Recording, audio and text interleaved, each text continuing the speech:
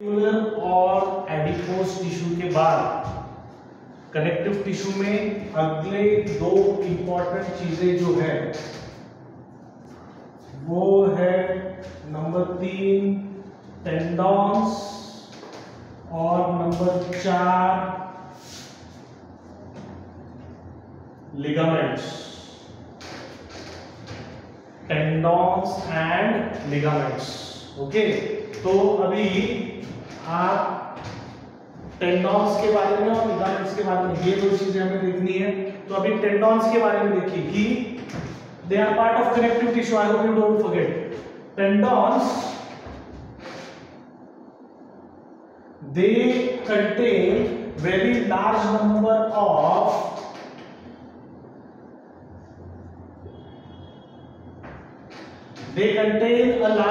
of white fibers। मुझे कोई तो भी जल्दी से बताइए कि व्हाइट फाइबर्स में कौन सा प्रोटीन रहता है, quickly.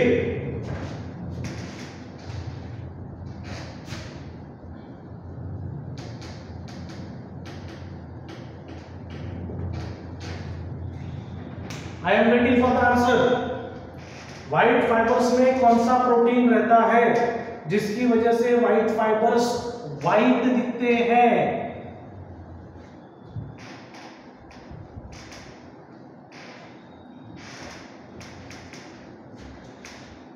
No answer. The answer is collagen. Areolar tissue में ये दिया हुआ है, आप पढ़ाई नहीं कर रहे इसका मतलब। एरियोलर टिश्यू में हमने ऑलरेडी लिखा है कि व्हाइट फाइबर्स जो है उनमें कोलेजन है, येलो फाइबर्स जो है उनमें इलास्टिन है। तो आप देखिए tendons are containing white fibres, that is point number 1। And tendons का काम क्या है आपको बॉडी में? टेंडॉन्स कनेक्ट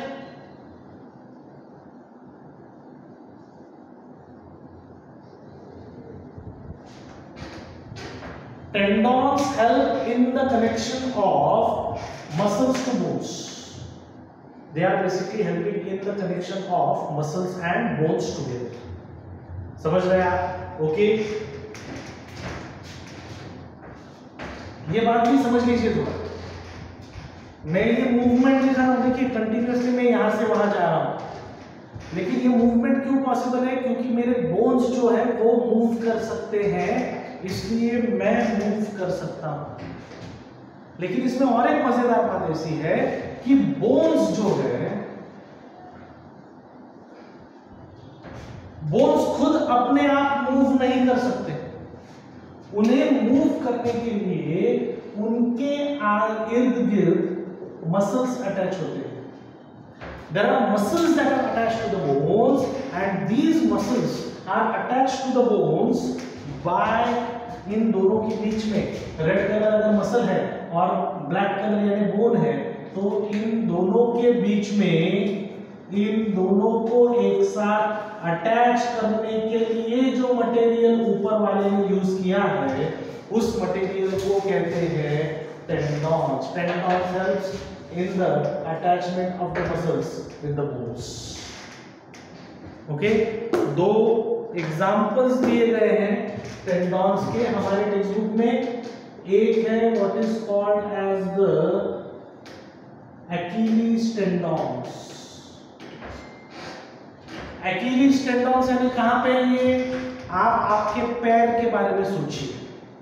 आपका पैर जहां पे खत्म होता है वहां आपका फुट शुरू होता है, आपका नीचे का पांव जो है उसका सोल शुरू होता है, और सोल का जो पीछे का पार्ट है वो थोड़ा सा बल्जी रहता है, स्पॉन्जी रहता है, हम उसे हील कहते हैं। ओके, हम उसे हील कहते हैं। तो ये हील जो है आपका, ये हील है देखिए आपका, और ये आपका पैर है।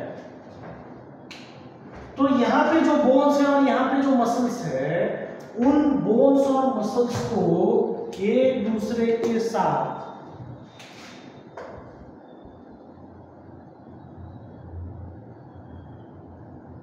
जोड़ने का काम जो है वो जो टेंडॉन करता है उस टेंडॉन को हम कहते हैं अकीलीज टेंडॉन।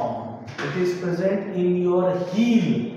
फुट जो है, आपके दोनों फीट जो है उनके सोल के यहाँ से ऊपर पैर की तरफ जाने वाला जो टेंडन है उसे हम एक्यूलीज टेंडन ऐसा कहते हैं।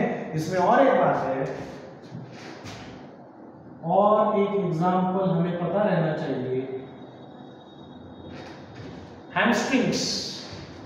आपके थाई में जो बोन है, ओके, थाइस में जो बोन है और थाइस में जो मसल्स है, उस बोन और उन मसल्स के बीच में जो टेंडन्स है, उस बोन को और उन मसल्स को जो टेंडन कनेक्ट करता है उसे कहते हैं हैमस्ट्रिंग। Moving ahead, ligaments. मैं टेंडन के बारे में हमेशा एक वर्ड ध्यान में रखता हूं,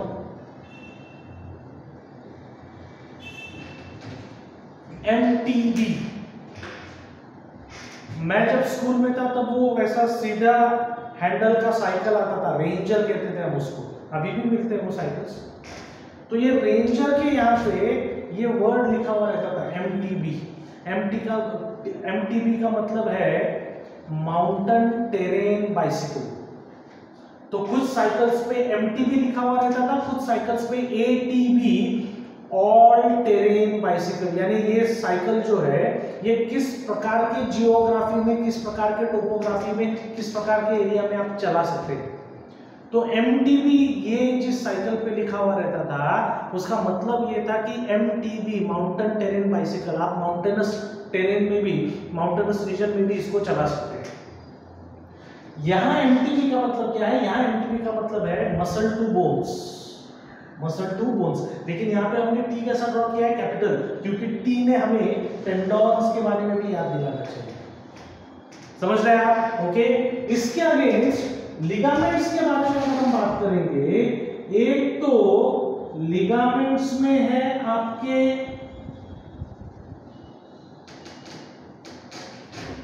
लिगामेंट्स में है आपके येलो फाइबर्स, ये पहली बात है। और दूसरी बात ये है कि लिगामेंट्स जो है दे कनेक्ट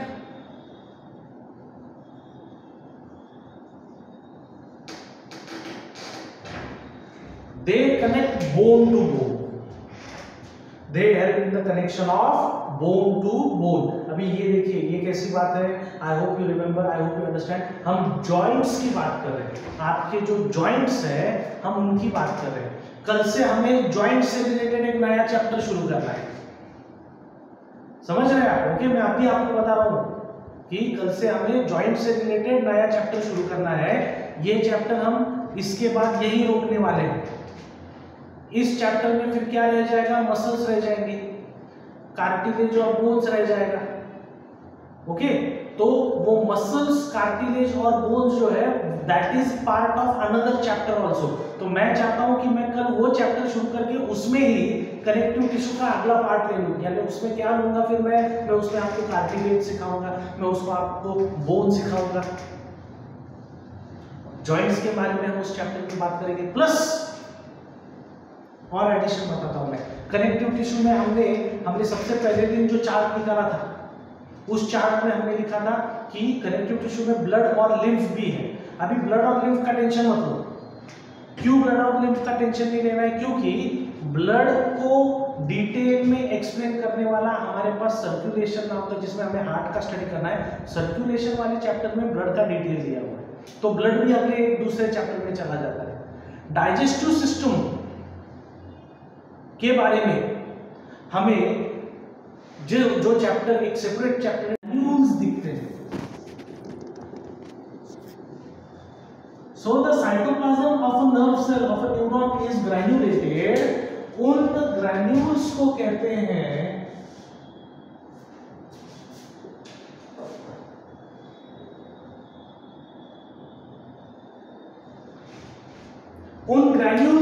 हैं निसल्स ग्रैन्यूल्स। मैं जब आपकी उम्र का था, मैं जब 11th और 12th स्टैंडर्ड में था, हम जब नर्व और न्यूरॉन्स का स्टडी कर रहे थे तो हमें इतना ही बताया जाता था कि ये न्यूरॉन जो है इसके साइटोप्लाज्म में निसल्स ग्रैन्यूल्स है, फुल स्टॉप। लेकिन अभी मैं जब 12th स्टैंडर्ड में था, उसको अभी 20 साल हो गए। उतने 20 सालों में जो रिसर्च हो गया, अभी हमें पता है कि निसल्स ग्रैन्यूल्स एक्चुअली क्या है।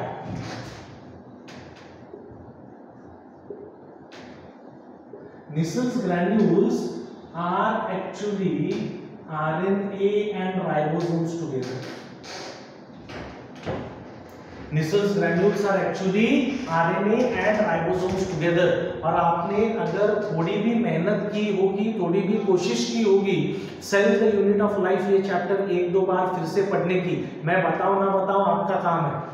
मैं नहीं बताता आपको सुबह नाश्ता करो, दोपहर को खाना खाओ, रात को फिर से खाना खाओ, बीच में के टाइम में खाते रहो, मैं नहीं बताता, आप करते ही है ना। वैसा मैंने क्यों पता ना कि आपने cell the unit of life chapter पढ़ना चाहिए, लेकिन उस चैप्टर में हमें पता है कि जहां राइबोसोम्स रहते हैं, जहां आरएनए रहता है, वहां पे प्रोटीन सिंथेसिस होता है। तो Nissl's granules are basically concerned with protein synthesis. आगे ये हेड रीजन जो है जिसे हम साइटोन कह रहे हैं, इसमें ये जो एक्सटेंशंस दिख रहे हैं, इन एक्सटेंशंस को कहते हैं डेंड्रॉन्स।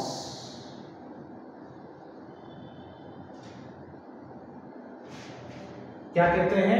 डेंड्रॉन्स। और इन डेंड्रॉन्स में से हेयर लाइक एक्सटेंशंस ग्रो होते हैं।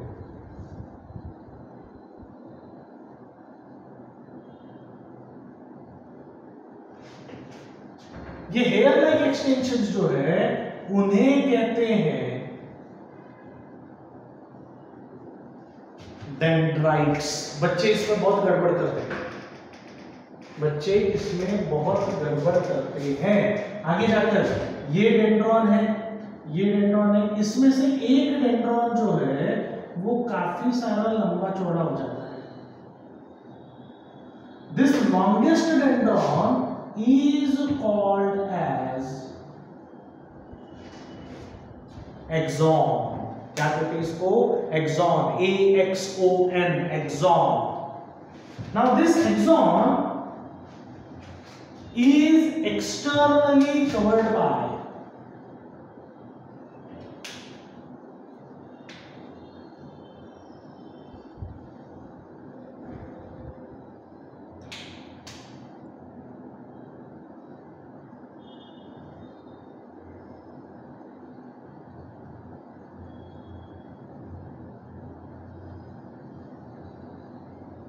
the axon is externally covered by a layer of fatty tissue, a layer of fatty acid material. That material is called as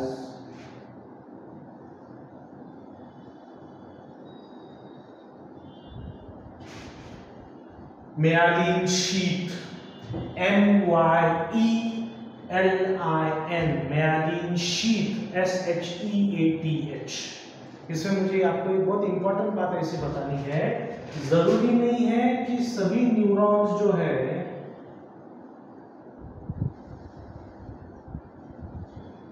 सभी न्यूरॉन्स के जो एक्सॉन्स हैं उनमें ये कवरिंग रहे, ऐसा जरूरी नहीं है।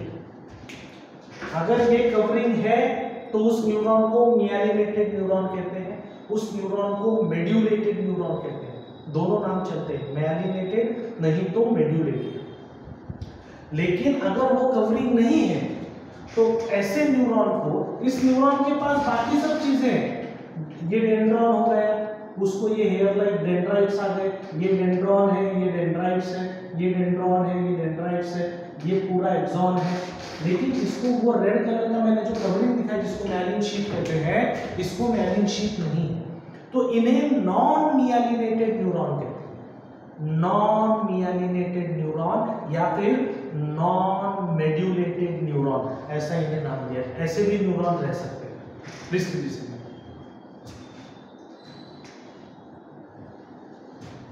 myelin sheath का जो कवरिंग है ये बनाया किसने, वहां पे सीक्रेट किसने किया?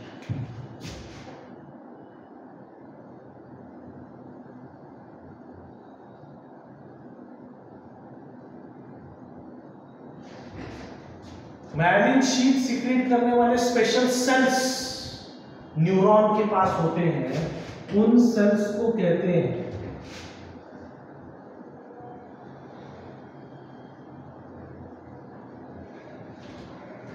Schwann cells, SCHWANN।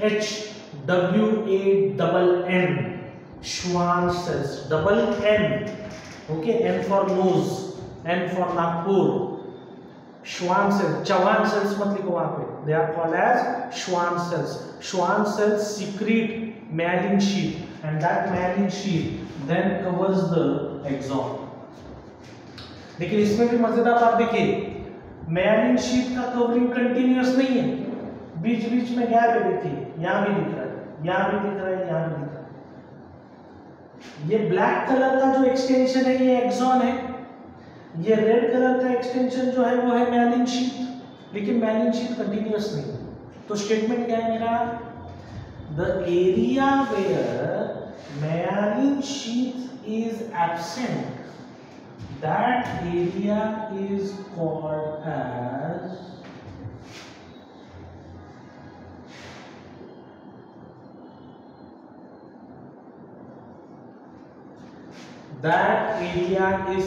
as the node of Ranvier। क्या कहते हैं, हम किसी हीरो का नाम नहीं लिख रहे हैं यहाँ पे, क्या कहा हमने, it is called as the node of Ranvier. Okay, and finally ये जो एक्सॉन है जो myelin शीथ से कवर्ड है, जिस myelin शीथ को श्वान सेल्स ने बनाया है, जिस myelin शीथ के बीच बीच में गैप से जिन्हें नोड ऑफ रैनवियर कहते हैं, ultimately the axon ends with these extensions,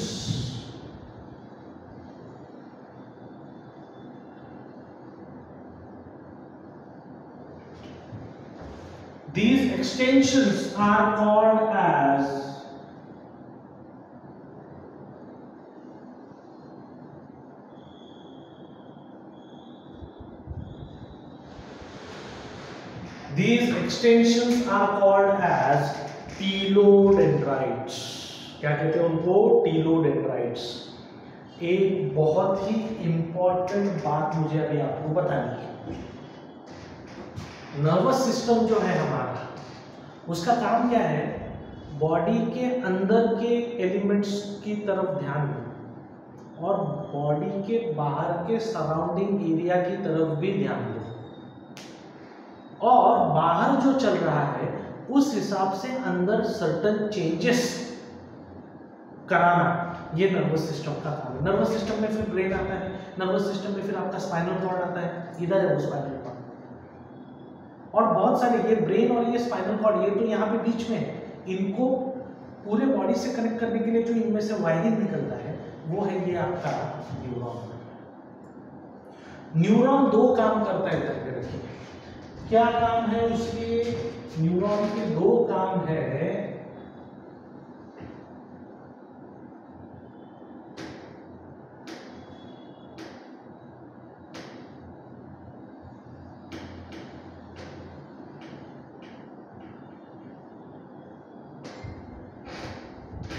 neuron के दो काम है, एक्साइटेबिलिटी एंड कंडक्शन।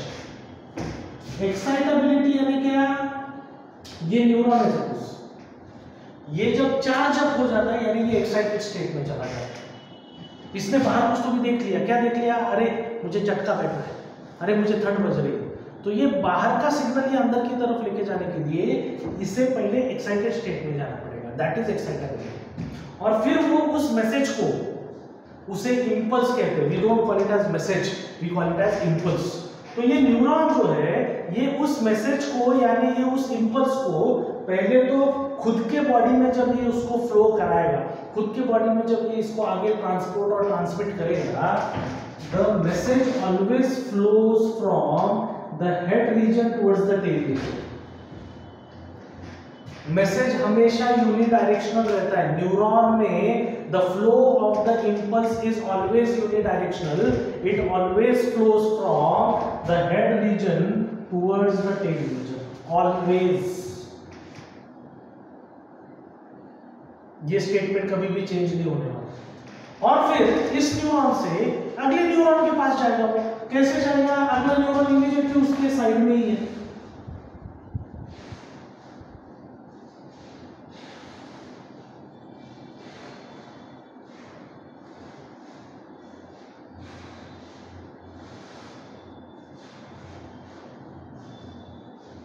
वो जो मैसेज है वो इस न्यूरॉन से इमीडिएटली इस न्यूरॉन के पास जाएगा, ऐसा पास करते करते करते करते वो ब्रेन तक जाएगा, नहीं तो वो स्पाइनल कॉर्ड की तरफ जाएगा।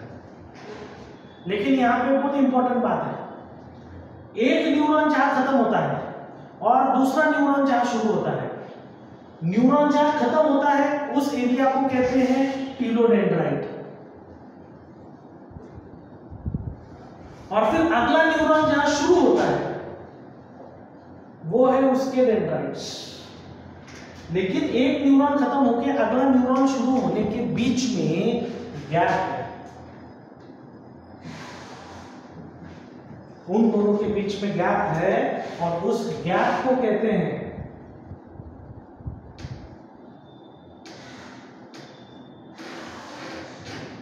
क्या कहते हैं उस गैप को? उस गैप को कहते हैं synapse. Very nice Saumya, very good.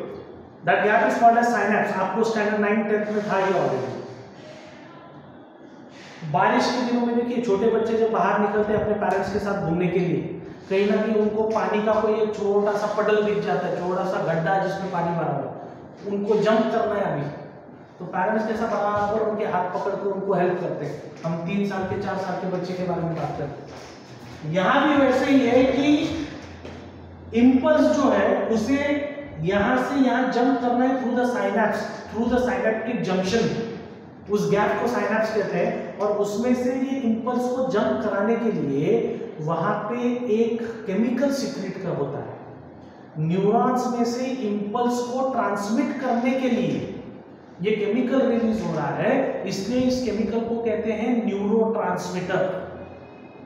क्या कहते हैं इसे? न्यूरोट्रांसमीटर। और इस केमिकल का एक्चुअल नाम जो है वो है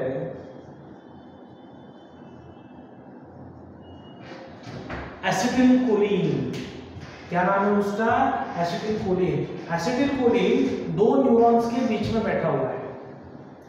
इस न्यूरॉन से मैसेज आया कि फिर एसिटिलकोलिन उस मैसेज को लेगा और अगले न्यूरॉन की तरफ भेज देगा। एक बार ये काम हो गया कि उसको वहां से हटाया जाता है, तुम्हारी जरूरत नहीं है, वहां पे मत बैठो अभी। फिर से अगला इंपल्स जब आएगा, अगले न्यूरॉन से अगला इंपल्स जब आएगा और नेक्स्ट न्यूरॉन की तरफ उसको भेजना है, बीच में साइनेप्स से बीच में गैप है, फिर से इसको यहाँ इंट्रोड्यूस किया जाएगा, फिर से ये अपना काम करेगा, फिर से वहां से हट जाएगा। So every time an impulse has to jump from one neuron to another, every time a new acetylcholine chemical is secreted. nerve cell neuron ही उसको सीक्रेट करता है और वो सिर्फ ये ट्रांसमिशन का काम करता है और बाजू में हो जाता है। इसलिए acetylcholine is called as the neurotransmitter. क्या कहते हैं हम उसको? न्यूरोट्रांसमीटर। समझ गए? ठीक है। न्यूरॉन से रिलेटेड, नर्व सेल से रिलेटेड एक लास्ट बात बताता हूं मैं आपको। वो बात ऐसी है कि ये हेड रीजन जो है, हेड रीजन को हम कहते हैं cyton. Head region we call it as cyton. Okay, अभी ये हेड रीजन जो है, ये साइटॉन जो है,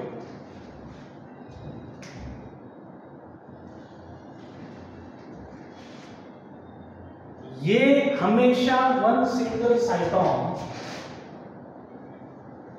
इसे अगर सिर्फ एक एक्सटेंशन रहा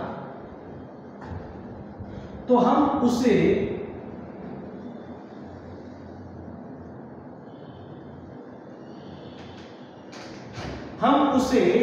यूनिपोलर न्यूरॉन कहते हैं। ये आपका हेड रीजन है साइटॉन, और फिर उसको सिर्फ एक ही एक्सटेंशन है, एक्सॉन, एक ही एक्सॉन है, उसे हम यूनिपोलर न्यूरॉन ऐसा कहते हैं। ऐसे भी न्यूरॉन्स हैं। कुछ न्यूरॉन्स ऐसे हैं कि उन्हें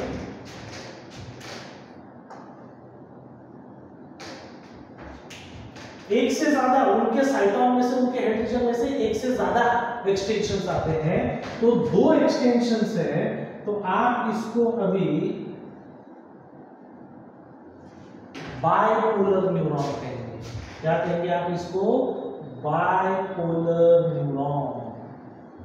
आर यू गेटिंग दिस? लेकिन यहां पे क्या है, देखिए स्टैंडर्ड 9 10 तक किसी ने आपको पूछा कि अरे ये क्या डायग्राम, ये फिगर क्या है, तो सिर्फ न्यूरॉन कहना ठीक बात है, लेकिन आप अभी हायर क्लासेस में आए, आपका आंसर और स्पेसिफिक होना चाहिए।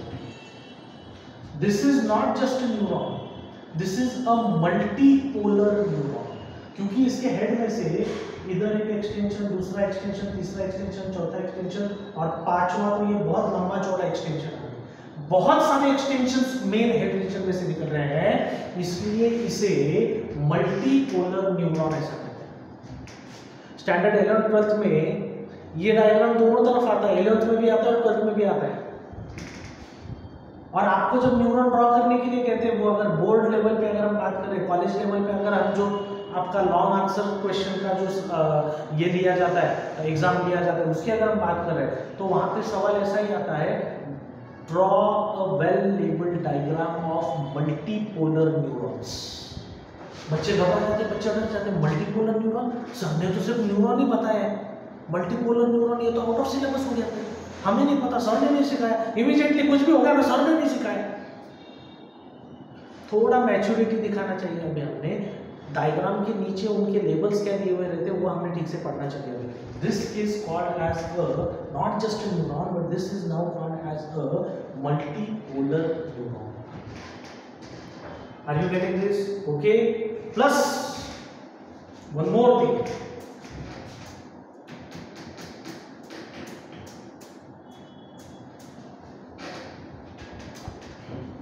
ये न्यूरॉन जो है इसे हम फिलहाल ऐसा देखें, लाइक दिस, ओके। इसको अगर मैंने ऐसा देखा तो मुझे सिर्फ ये सर्कल दिखेगा, ये है वो सर्कल, ओके।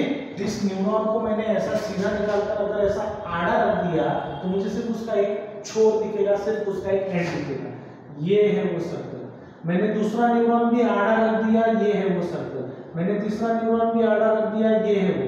मैंने चौथा न्यूरॉन भी आड़ा रख दिया, ये है वो। इन सबको मैंने एक साथ पैक कर दिया।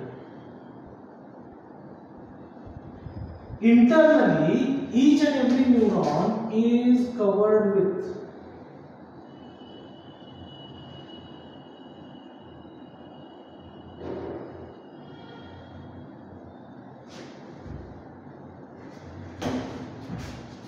each and every neuron is covered with this layer, what is called as the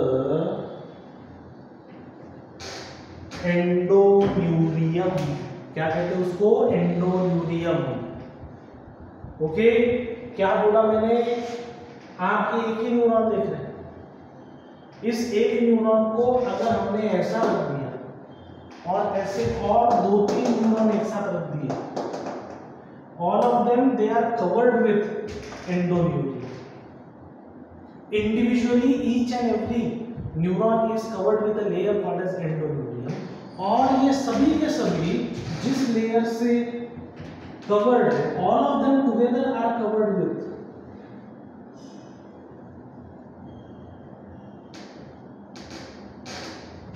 all of them together are covered with what is called as perineurium.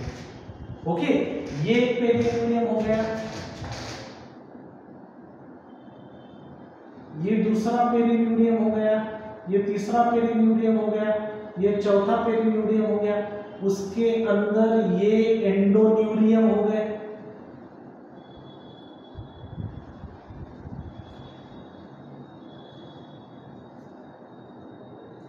उनके अंदर ये नर्व सेल्स हो गए,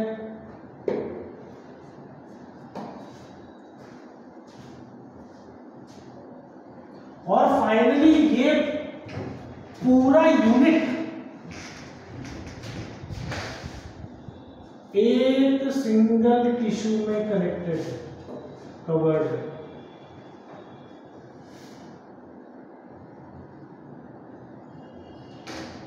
ये सबसे बाहर का कवरिंग जो है इसका, इसे कहते हैं,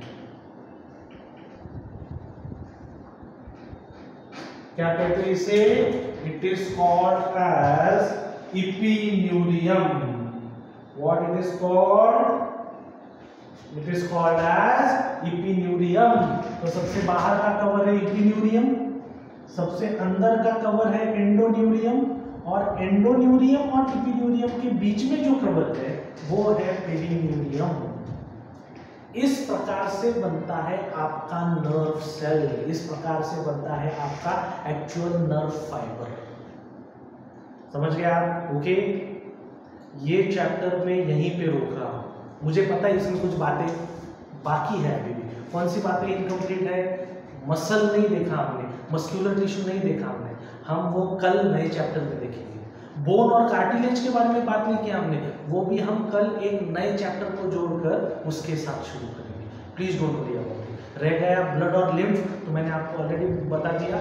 आगे जाके जब हम हार्ट का चैप्टर शुरू करेंगे उसमें मैं आपको ब्लड डिटेल में बता दूंगा। आगे जाके जब हम डाइजेस्टिव सिस्टम का चैप्टर शुरू करेंगे उसमें हम लिम्फ का भी डिटेल में देख लेंगे। ओके, और इसमें जो एनिमल्स हैं वो एनिमल्स भी हम बीच में कभी तो भी करेंगे। कॉकरोच देखना है हमको, फ्रॉग देखना है हमको, और आपका अर्थवर्म देखना है। ओके, तो डोंट वरी, कल ऐसा गड़बड़ मत करो सर ये नहीं है ये नहीं है, सब आ जाएगा। सिर्फ मैं थोड़ा थोड़ा टुकड़ों में उनको ले रहा हूँ। I am just segregating it, I am separating it and attaching it to different chapters. Okay, so tomorrow we'll start with new chapter that will talk about muscles and that will talk about bones. We'll stop here. Thank you very much.